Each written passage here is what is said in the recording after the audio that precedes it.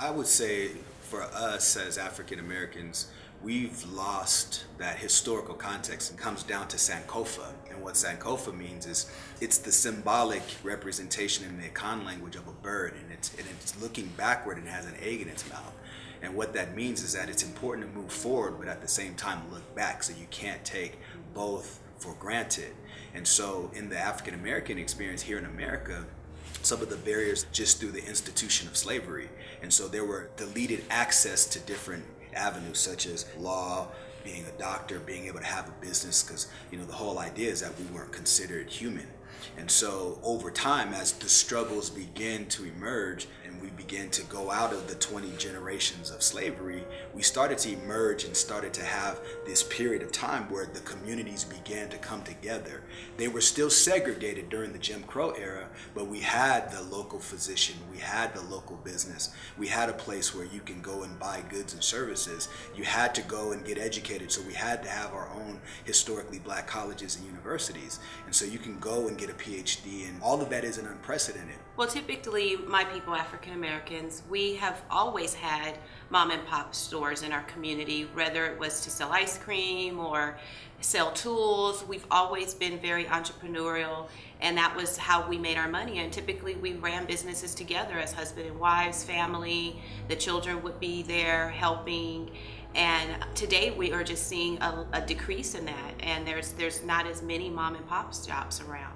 The family was strong, marriages were strong, and it was a source of excitement and a way of life. It was a pillar in the community, and everyone worked together to be able to support each other's business as well. What happened is there were some unintended consequences when the civil rights era happened.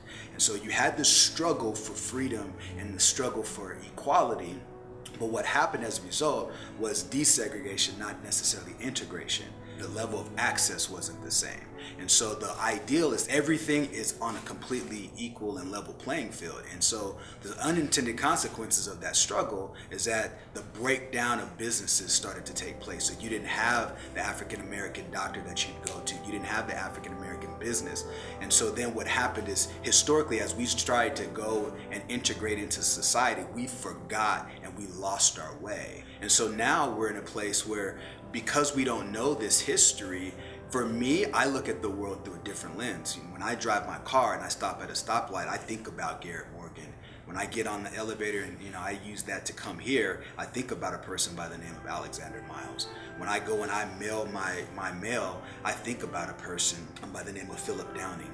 When I see somebody on TV and they're strumming their guitar, I think about a person by the name of Fleming. And so for me, when I look at people that look like me, I see them in a historical context. And I think where we are in business and being able to have a business and be able to participate more fully, that's the reason why I'm excited right now where we are in our lives. I believe it's important for African Americans to be able to get in touch with who were our trailblazers. We are stepping on the backs of our ancestors.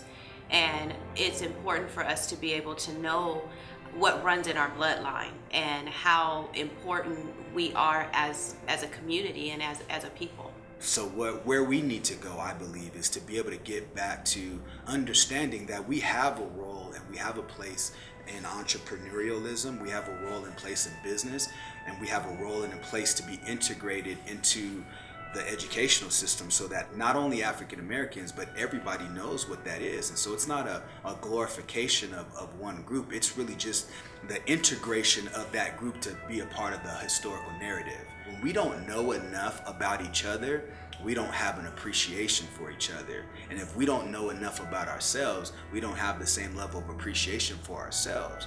And so I think in order for you to love everybody else, you first have to have a love of self. And the only way you can love yourself is to value yourself. The only way you can value yourself is to know who you are and what you represent, not what's been told to you necessarily. When you talk about 20 generations of an institutionalized narrative, 4 and 5 generations, it's not enough time to forget that because it's been embedded. If more African Americans and Americans in general understand who we are and the greatness that we have inside of us, it will create that confidence to be able to be a risk taker and to go out and to take advantage of the opportunity to own your own business. When when you see that something's been done before, then it's not unprecedented. And so if something's unprecedented, if somebody else did it, then you have the extra confidence that you can do it. And I think that as African Americans, if we don't know that businesses were created before, we don't have that example to see that it can be created again.